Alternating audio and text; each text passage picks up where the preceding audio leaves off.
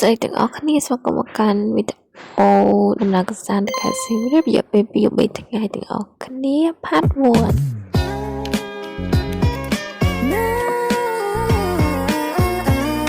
ដំណើរកម្សាន្តត្រូវបានចាប់ផ្ដើមនៅម៉ោង 5 កន្លះប៉ុន្តែត្រូវងើបរៀបចំខ្លួននៅម៉ោង 4 កន្លះមានជាការកាត់ដើរលេង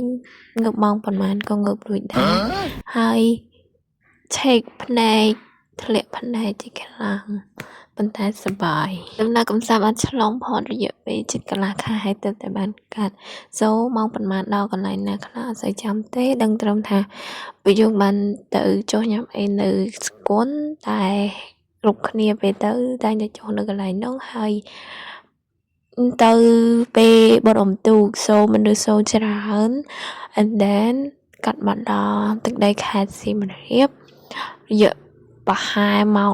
12 ថ្ងៃហើយក៏ហោះមក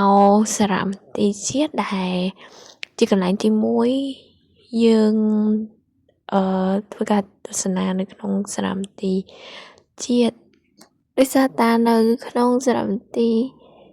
ភាគច្រើនកន្លែងដែលហាមឃាត់ក្នុងការថតក៏មានច្រើនដែរអញ្ចឹងទៅខ្ញុំអាចថតបានសកម្មភាពខ្លះ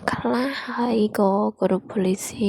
គេដែរខ្ញុំចូលទៅដល់យើងត្រូវទិញសំបុត្រហើយយើងរងចាំបន្តិចទៅក៏ខាងក្រុមការងារក៏គាត់ process ឲ្យក្នុងការបានសំបុត្រចូលរួមទស្សនា for impression ដែលចូលទៅដល់ក្នុងសារមន្ទីរហ្នឹងគឺភ្លើងហើយនិងកាមេរ៉ាទូរស័ព្ទខ្ញុំថតចេញមកគឺស្អាតខ្លាំងតែនៅខាងក្រៅគឺមិនយល់ទេចាតែនៅក្នុងសារមន្ទីរបើនិយាយជាសង្ខេបទៅគឺមានសម័យកាលផ្សេងដែលយើងដែលមានជាការមកបន្ទប់វិញទៅគឺសម័យកាលផ្សេងគ្នាដែលយើងអាចចូលទស្សនាបានហើយនេះទិដ្ឋភាពនៅខាងក្រៅដែលអាចថតបានគឺមានអាងទឹកបែបចេះហើយគឺទ្វារចូលទៅក្នុងសម័យកាលមួយផ្សេងទៀតដឹងថាជាកន្លែងមួយដែលគុំរំលងនៅពេលដែលយើងទៅសៀមរាបហើយមួយទៀតគឺនៅខាងក្រៅស្អាតកាយ green place ហ្មងថតនៅកន្លែងហ្នឹងខ្ទង់20ទីអីត្រឹមតែចេញរួច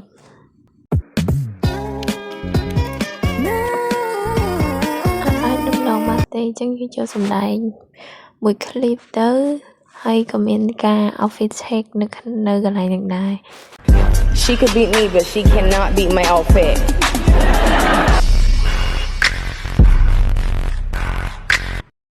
Part 1 មានតែប៉ុណ្្នឹងទេទាំងអស់គ្នាចាំជួបគ្នា Part តៗគ្នាទៀតបាយ